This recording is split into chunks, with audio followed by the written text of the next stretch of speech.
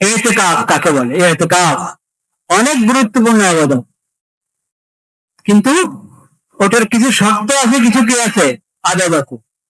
শর্তটা তো আমরা জানি, একবারে জরুরি প্রয়োজন, ও যে ইস্তেঞ্জা জরুরত, খাবার এনে দেওয়ার কারণ নাই, এই খাবার আনার জন্য, গ্রহণ করার জন্য, এই ধরনের জরুরত,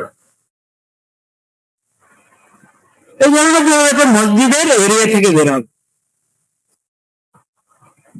আর না হয় পুরো সময় মসজিদে থাকবে, হয়তো আবাদতে না বিশ্রাম, হয়তো আবাদতে নয় বিশ্রাম, মসজিদে থাকবে।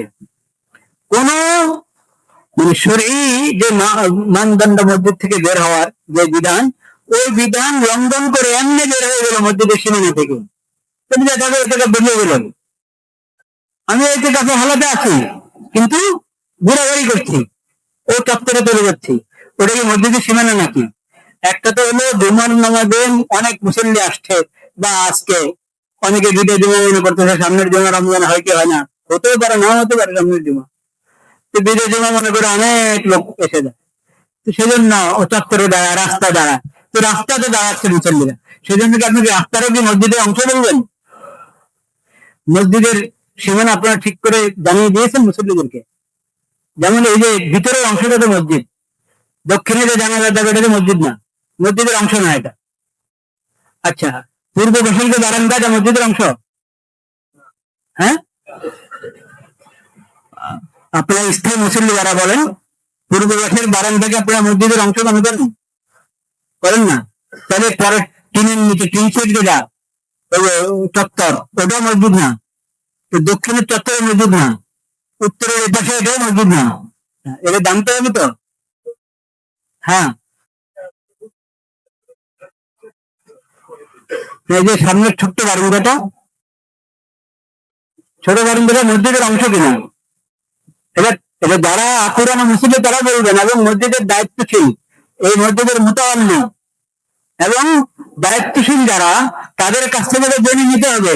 আমি তো খেয়াল করি না, আমি জিজ্ঞেস করে নিতাম দায়িত্বশীলদেরকে। এটা হলো প্রথম হলো মোতাবাল্লি কতটুকু নিয়ত করেছেন, এরপরে যখন বাড়ানো হলো, বর্ধিত অংশ যারা বাড়ালেন তারা কি নিয়োগ করেছেন এবং কি ঘোষণা করেছেন, এটার উপরে নির্ভর করে বিষয়টা, বুঝতে পেরেছেন? তো এটা তো নিশ্চিত ভিতরের যে অংশ উপরে পর্যন্ত, 7 তলা পর্যন্ত পুরোটা মসজিদ, মোতাকিবদের কাছে কোথায় রাখছেন, কোন জায়গায় থাকে মোতাকিবরা, সে কোথায়? দোতলায়, ওখানে, সেটা মসজিদ। এটা তো পুরো 7 তলা, তো পুরোটাই মসজিদ। কিন্তু কথা হলো বাহিরের দক্ষিণের চত্বর, পূর্ব বছর টিন দিয়ে ইয়ে করা সেই চত্বর, এগুলো তো মসজিদ না, মসজিদের অংশ না, মোতাকিব সেখানে যাবে না,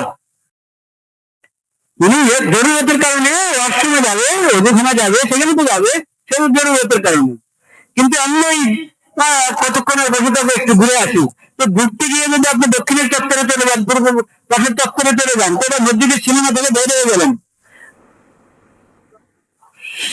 মসজিদের সীমানা থেকে কোন যৌক্তিক কারণ, যে কারণে শরীয়ত বের হতে বলেছে মসজিদ থেকে, সেই কারণ ছাড়া যে সীমানা থেকে বের হবে তার এত যাচ্ছে, বুঝিয়ে গেলে তো যত দ্রুত পারেন ফিরে আসবেন।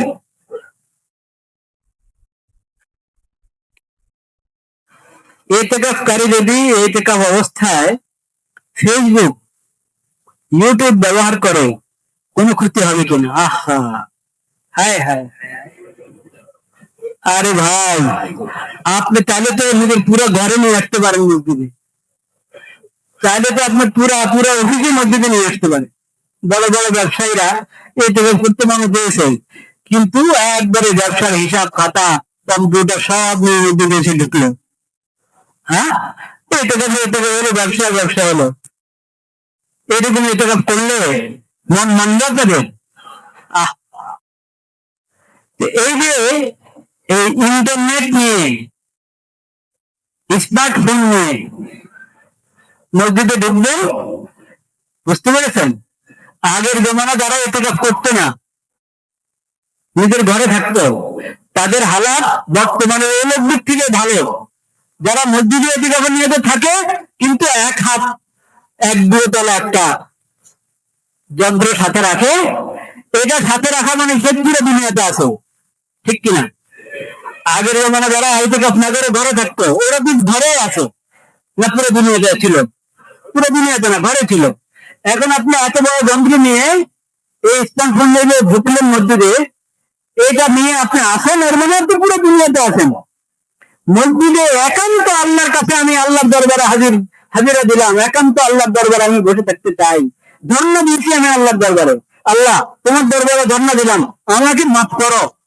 আল্লাহ, তুমি আমাকে মাফ করে দাও, তুমি মাফ না করলে আমি যাবো না, তোমার দরবারে আমি ধর্ণা দিলাম। এটা নিয়মিত হয়েছে, ঠিক কিনা? হ্যাঁ, তো এটা দিয়ে এটা হয়ে থাকে ভাই, এটা কাফের উঠবে। আমি তো ধর্ণা দিলাম না, আমি পুরা দুনিয়া মুঠে করে নিয়ে আসলাম, পুরা দুনিয়া মুঠি করে নিয়ে আসলাম। মসজিদের বাইরে দুনিয়ার কোন আনাচে কানাচে কি হচ্ছে, কোন কোনায় কি হচ্ছে, সব আমি আপডেট। পুরো দুনিয়ার ব্যাপারে যে আপডেট, সে কিসের অধিকার করছেন?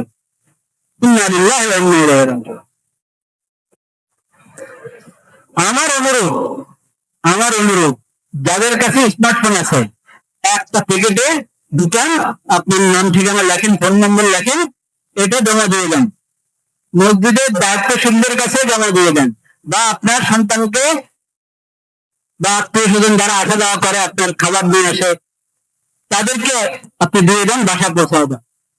স্মার্টফোনটা বাসা পৌঁছায় দেন, দেখবেন এতে কাফের স্বাদও আলাদা।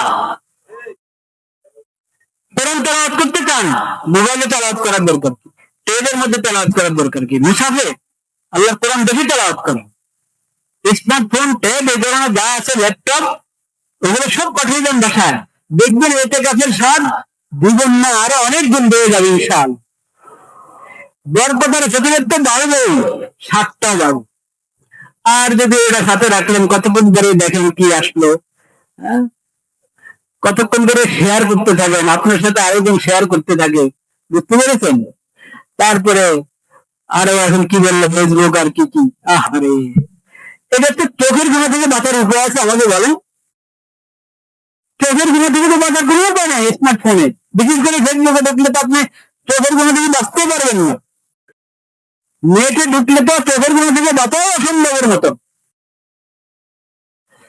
তো কমপক্ষে এই ইতিকাফের সময়টা এই গুণাটা না করি, মসজিদে বসে আল্লাহর দরবারে ধর্ণা দিয়ে ইতিকাফের সময় রমজানের শেষ দশকে এই গুণাটা, চোখের গুণা না করি, হাতের গুণা না করি, কানের গুণা না করি, সময়কে অহেতুক অনর্থক নষ্ট না করি, আমার দিলটা এখন আল্লাহর সঙ্গে লেগে থাকবে। সে জায়গায় স্মার্টফোনের কারণে পুরো দুনিয়ার সঙ্গে যুক্ত আমার দিল, পুরো দুনিয়ার সঙ্গে আমার দিলটা যুক্ত। অথচ হাদিস শরীফ আমাদেরকে শিখিয়েছে, মসজিদ থেকে তুমি যখন বের হবে, তোমার দিলটা যাতে মসজিদের সাথে আটকা থাকে, লটকে থাকে, তোমার দিলটা যাতে মসজিদের সাথে লটকে থাকে। তো এতে কাছে আসলে তো একবার পুরা লটকে থাকা গিয়ে একবারই 24 ঘন্টা 10 দিন আমি মসজিদের সঙ্গে, আল্লাহ রাব্বুল আলামিনের সঙ্গে যুক্ত থাকবো, মনটা আল্লাহর সঙ্গে লাগিয়ে রাখবো। সেই জায়গায় আমি মসজিদে থাকা অবস্থায় পুরা দুনিয়ার সাথে আমার দিলটা ব্যস্ত, পুরা দুনিয়াকে নিয়ে আমার দিল ব্যস্ত। মোবাইল, নেটওয়ালা মোবাইল থাকা মানে হলো পুরা দুনিয়াকে নিয়ে আমার দিল ব্যস্ত। এটা ইতিকাফের টান নষ্ট করে ফেলে, ইতিকাফের টান কি নষ্ট করে ফেলে। ইতিকাফের মধ্যে আর কোনো রোগ থাকে না, টান বলতে কিছু থাকে না। এটা থেকে বাঁচার চেষ্টা করে ভাইরা, একবারে নেট কানেকশন বন্ধ করে ওটাকে ইয়েতে দিয়ে যান, ফ্ল্যাট কি ইয়েতে মোডে, ওই মোডে দিয়ে যান, বাস মোডে দিয়ে রেখে দেন, খুবই জানে না ছোট্ট বাটন ওটা দিয়ে আপনি যদি কোনো একান্ত কোনো ঠেকা পেয়ে যান, তাহলে সে করে পারবেন। নতুবা ঠেকা কি, দেখে এতে কাছে আছে, তার পরিবারের এরকম হালাত হওয়া দরকার যে উনি আমাদের সবার পক্ষ থেকে মসজিদে আল্লাহ দরবারে আছেন, বাস। এখন আমরা থেকে ওনার জরুরি খেদমতের ব্যবস্থা করবো, কিন্তু ওনার সঙ্গে ফোন করে এই কথা সেই কথা এগুলো করবো না। পরিবারের লোকেরা এই ইতিকাফকে যদি মেনে নেয়, এটা ইতিকাফের বরকত করাও পাবে। আর যদি পরিবার ওরা ব্যস্ত রাখে ইতিকাফকারীকে, তাহলে ইতিকাফকারীর বরকতে নষ্ট করলে নিজেদের বরকতে নষ্ট করবে।